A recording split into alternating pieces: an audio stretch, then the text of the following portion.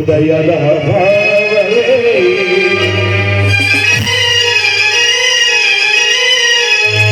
ಜೀವದ